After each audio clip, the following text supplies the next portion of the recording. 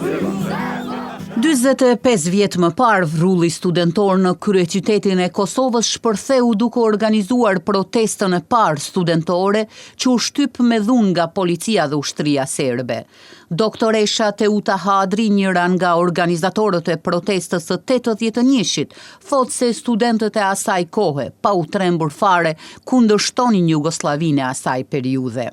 Unë kom qenë aktiviste në atë kohë, kom punu në organizatën OMLKSH, ka qenë një organizatë për shlerimin e trojeve shqiptare.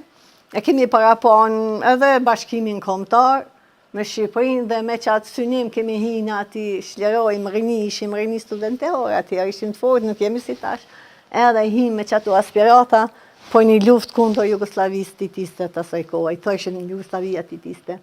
Gruaja kosovare ka luajtur një rol të madh në këtë protest, ka shtuar doktoresha Hadri. Edhe një rol shumë të madh demonstratat e 81-shit të thonë botëresh se ka luajtur gruaja kosovare, vajza studentja kosovare, ka luajtur gra televizjes ilegale. Që ishin të shumta fatmirësisht. Ishin të shumta dhe ishte zëri atyre grave i thirrë rinin studentore, mbledhë vëllezër ku jeni. Gjithë bashkohuni rreth nesh, ishte ai zëri kumbus, ja liria, ja vdekje, ishin ato parolla që mbledhen edhe rinin studentore, edhe qytetarë dhe gjithë popullin e Kosovës. Me datën 4 mars të vitit 1981, studentët e Kosovës organizuan një protestë në Prishtinë për kushte më të mira në mesën e tyre, dhe kjo protestë ishte shkëndija demonstratës së organizuar nga studentët me datën 11 mars 1981. 11 marsi ishe gërshetimi këtune 3-4 ditëve, se analistat dhe gjithë ata dinë se konvikti i studentave, 3 ditë kam pas lojna sportive, lujke Partizani, dhe në ato lojna sportive ne kemi shtik gjithë antarë tonë lëvizje, me bo probleme, murdzu, buken, me bo probleme me kriz demonstrata se organizuesit tonë kanorën nga jashtë dhe janë në Kosovë. Dhe kështu kishim atë bindjen. Edhe kemi bo, edhe fakt që me 11 marsi kemi rëzu kolonin e të prit buken, është bo problem, deri është ngrit një tabak rëzu dhe ka shpërty një të hëshëm.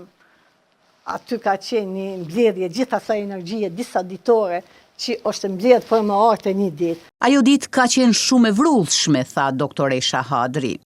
Ajo ditë nuk ishte ashtu si u para pa mrena konfliktit, po nga menza studentave, ai vrull, ajo punë, ai aktivitet i gjithë studentëve, se këta studenti ishin edhe familjarë që kishin babalarët, patriotizmi shkonte nga gjyshi, stërgjyshi, ishin njerëz me emrat patriotizmi që ishin pjesëtarë të lëvizjeve, dhe aty shpërtheu mbledhen gjitha rini a ditë.